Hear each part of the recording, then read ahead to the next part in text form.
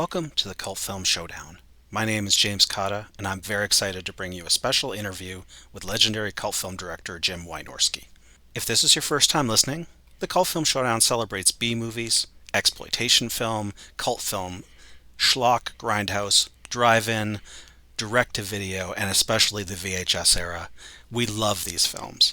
Our podcast is about celebrating movies that have more heart than budget. We set out to search for the ultimate B movie. And so far we have looked at 150 films, ranking each in 5 categories, none of which is objective quality. You can visit wetalkpodcast.com to find the current stats. More recently, we have been deep diving into anthology TV series such as Masters of Horror and The Hitchhiker. When we heard that Jim Wynorski has a new movie coming out, we jumped at the chance to chat with him. Dinogator is available for pre-order now and will be released on January 14, 2025. Links are in the show description, and we'll have more info after the interview. And now, Jim Wynorski. I'm speaking to Jim Wynorski. 110 directing credits on IMDb, 63 writing credits, 62 producer credits, and 52 actor. Is that more acting than you thought? Yes. It is more. I usually just go in when I need some. I don't want to go cast something. It's not an Alfred Hitchcock thing. It's a money thing. It's a money thing. Yeah. I think I watched about 100 of your films in lockdown, Jim. In lockdown. Yes, I watched a few. Were you in prison? No, Canada. So, close.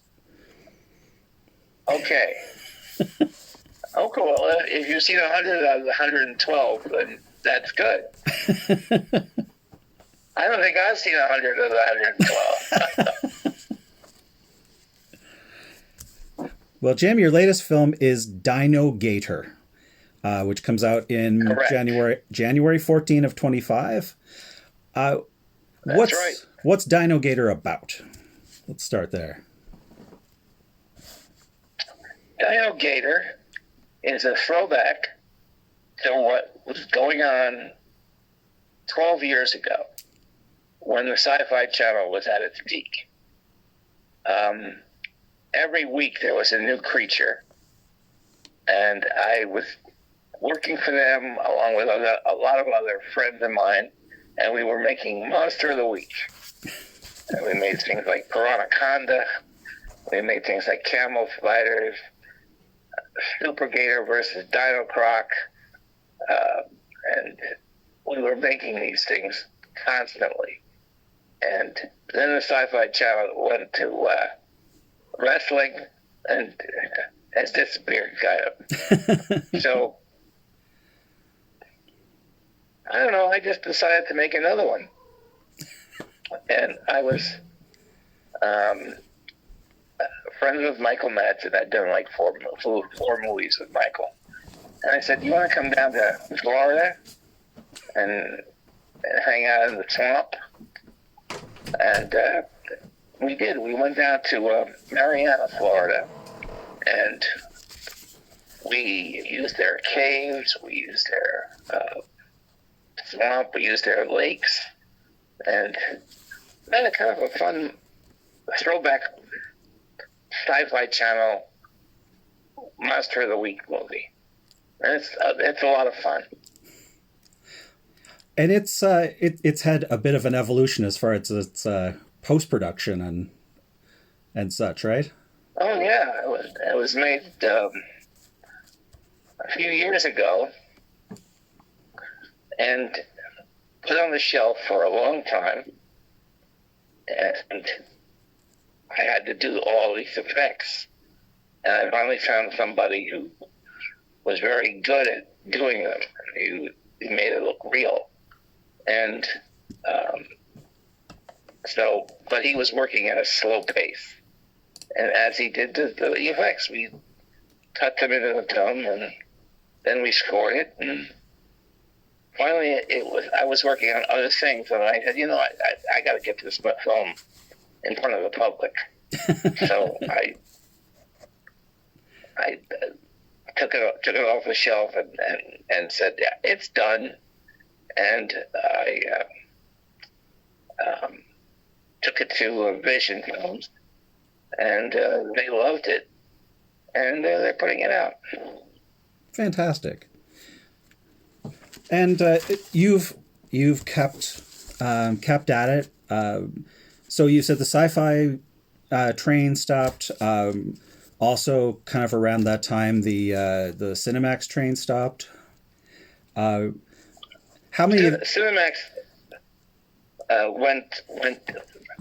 was going strong until about 2014 or 2015.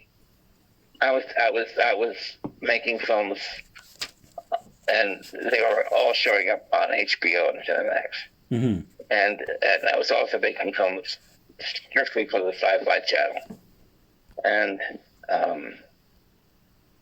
we were working hard back then, and but then the political landscape changed, mm-hmm. and Cinemax didn't want any more of their late night erotic movies. Yeah, I mean a bunch of them, like The Witches of Brestwick, Hills Have Thigh. A whole slew of these, late night erotic movies, which were not porn, but were, strictly for, late night viewing. And that they stopped showing them. So I stopped making them. And when Sci-Fi went in a different direction, I think they still exist, but they're not doing Monster of the Week anymore. Then I don't think they're doing a lot of movies. So when they stopped making their Monster of the Week, everybody shifted and went elsewhere. But I don't know, like 3 or 4 years ago, I decided to do another one, and that one was Dinogator, and I think people are going to enjoy it. I can't wait to see it. Now you mentioned this is your fourth or fifth film with Michael Madsen. You are. I'm not sure, but Mike's a good guy. Yeah. I've done a bunch of movies. I've done a bunch of movies with him. And I know in supporting cast is Paul Logan, who I think it's your 11th film with him. Yeah, Paul's a good guy. I work with him all the time. He's in. I got another one called Bigfoot Burgers coming up soon. He's in that, and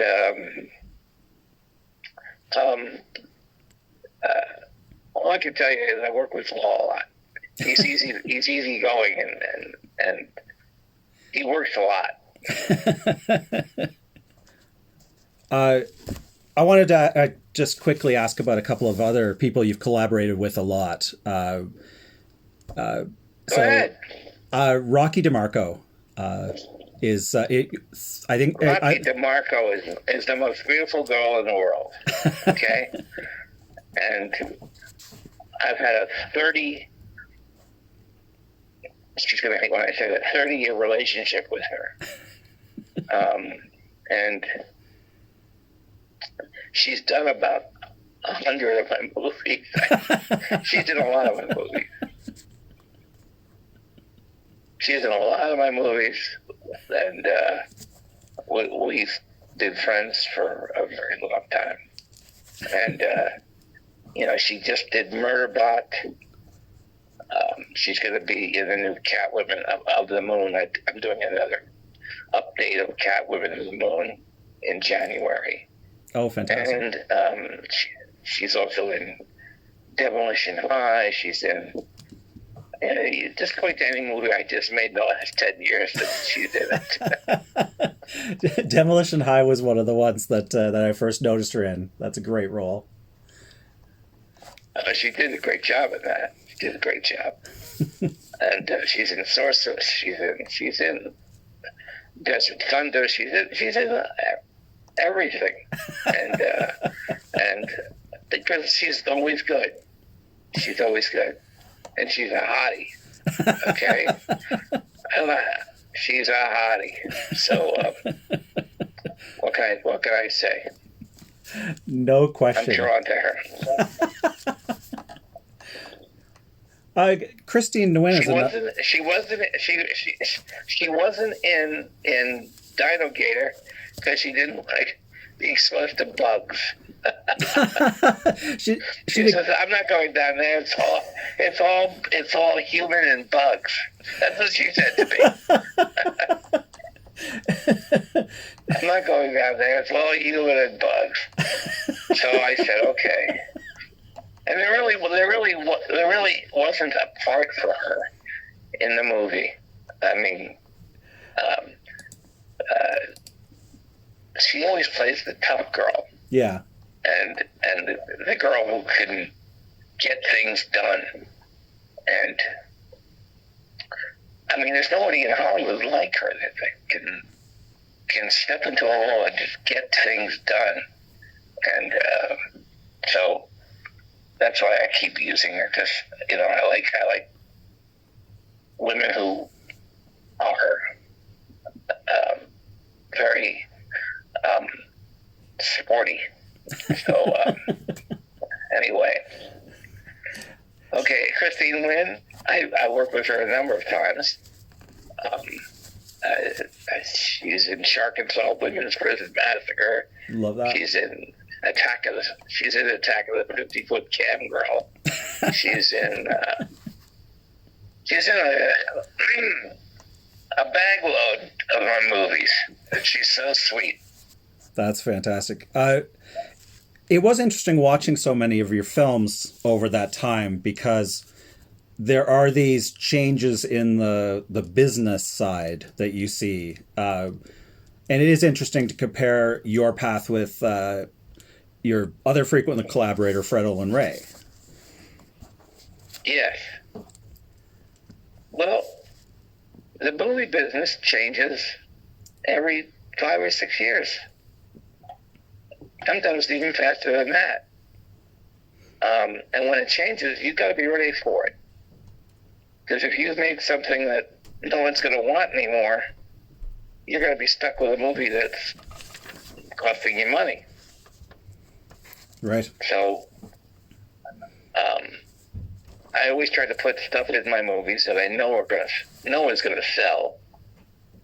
People love monster movies, and they love beautiful girls, and I always put them in the movies. And they like action, and they like a certain brand of humor that I have that people have noticed that I put into a lot of my movies. Absolutely. So Absolutely. that's why I think I've been successful. Yes, I think what I really like watching your films is the sense of humor, absolutely, no matter where the subject matter is. But just also, no matter what the resources, you have a coherent story of some sort, which you don't often find. Well, yeah, I don't like to make films that are just, meandering nothing. I want people to, enjoy it. Working for Roger Corman when I first started, I learned that story and script were very important. Mm-hmm. And a good script means a good film, or can mean a good film if you got a good director. So I took a lesson from Roger Corman and just said, hey, I want to make all my films this way, and put in a good story and put in good characters. And he was very, very a major mentor in my early career. Yeah, and for so many, but yes, his impact on your work just all the way through is so obvious. Well, he was a good man, and he taught me a lot about how to make a movie. He gave me film school, well, the real film school. okay, you can go to film school like I did and learn nothing, which is what I learned. Nothing. I learned absolutely zip from going to a college and going to film school. But when I did my first film for Roger, he said, grab a legal pad. And he said, come on, I'm going to take you to lunch. He took me to lunch. He said, now here's what I need you to do.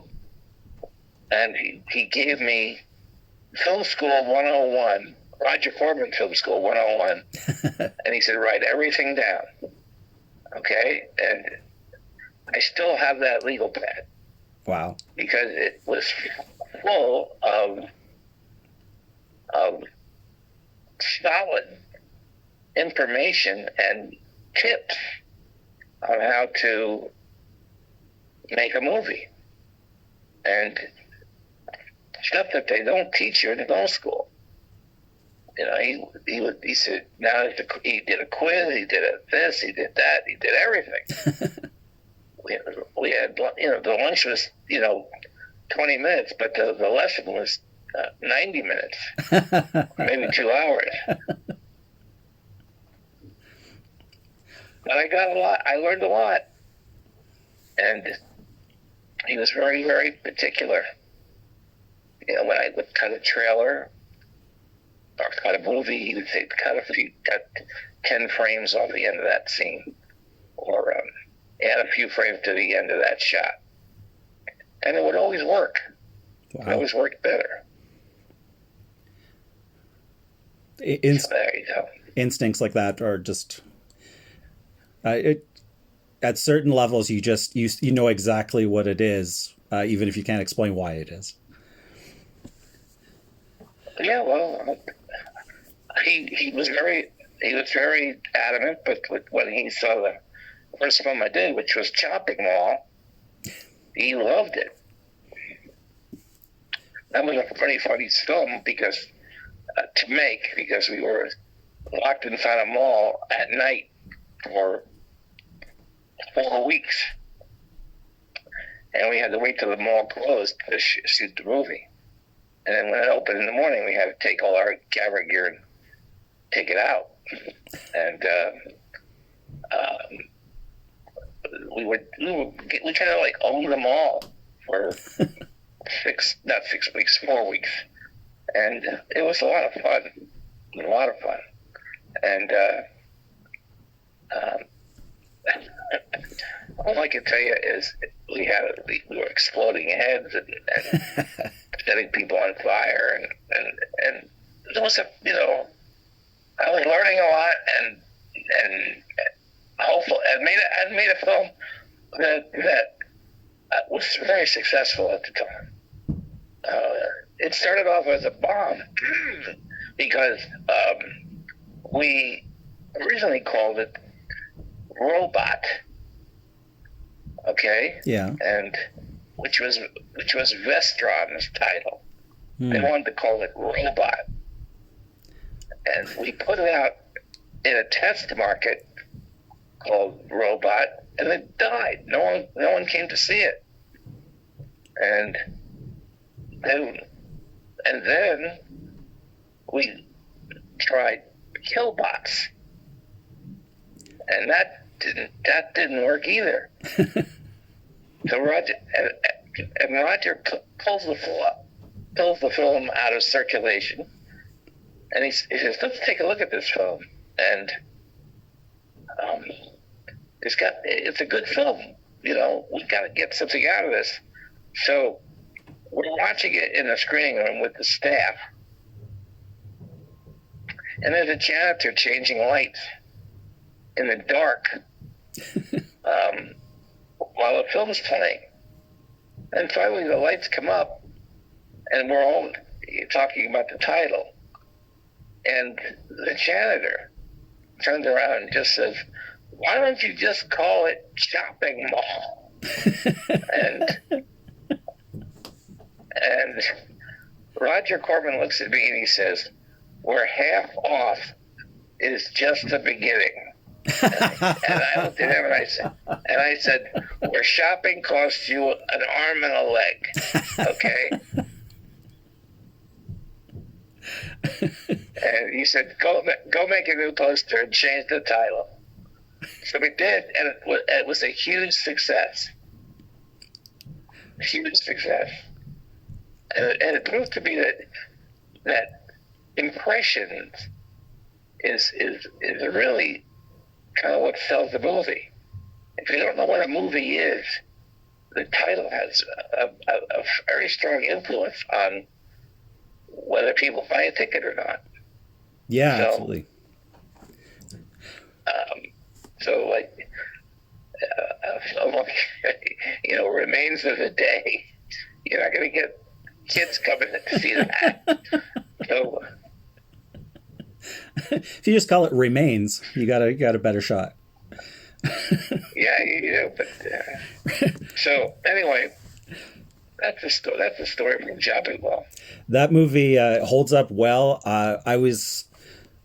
We were lucky enough to see a print of it a few years back, introduced by Joe Bob Briggs at a horror convention. Oh, that's nice.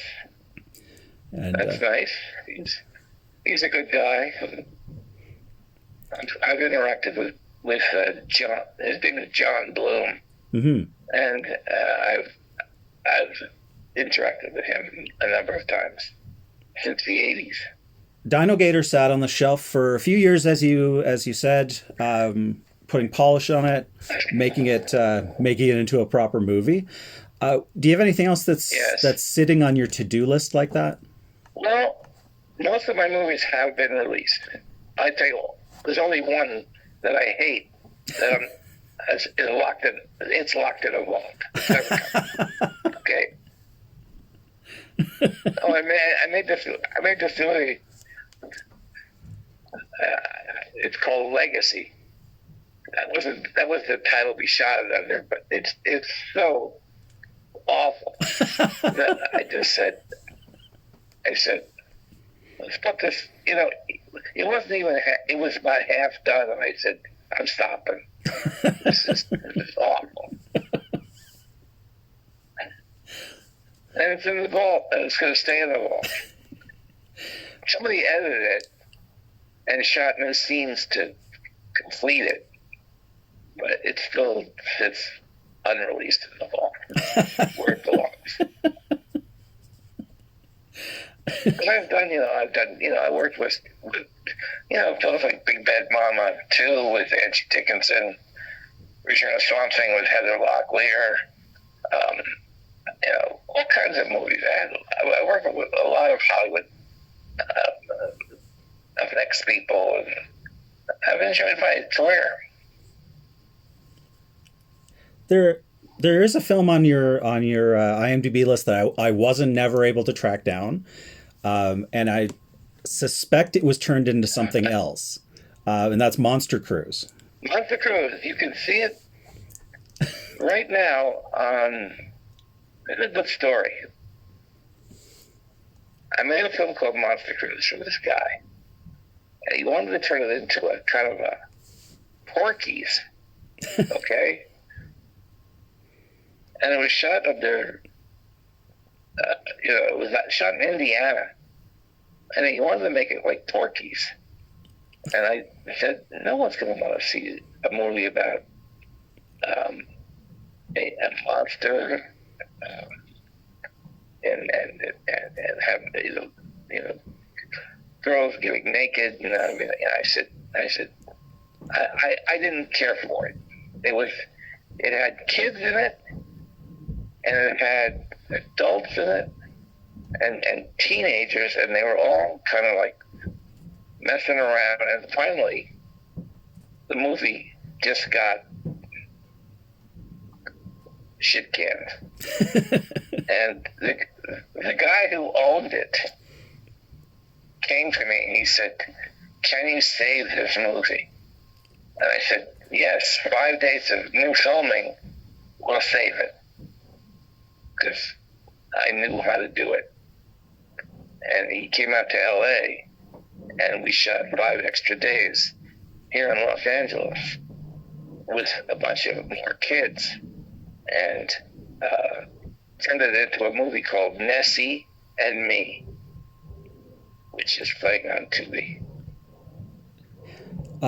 Tubi has been such a great platform for. It's a museum.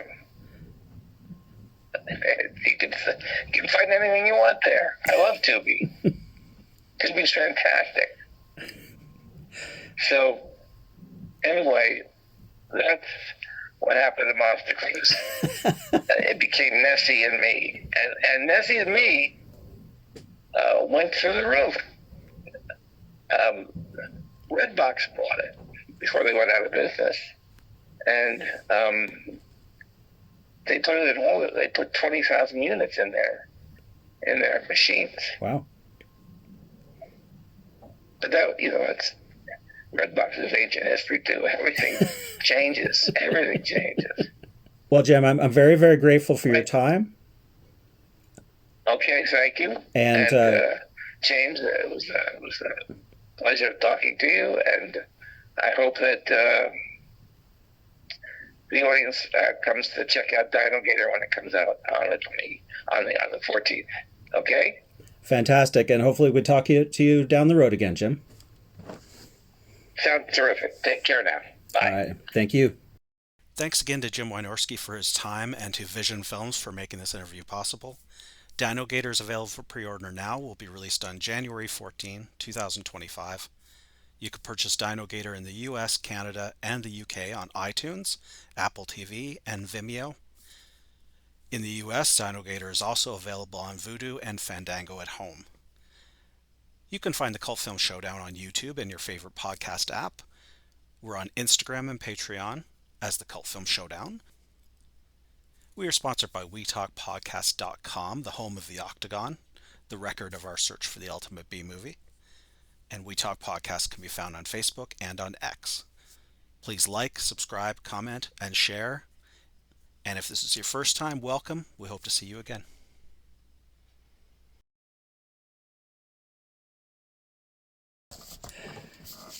All right, you set up? You good? Can you hear me okay? I'm laying down on the couch, just ready to answer any questions. Fantastic.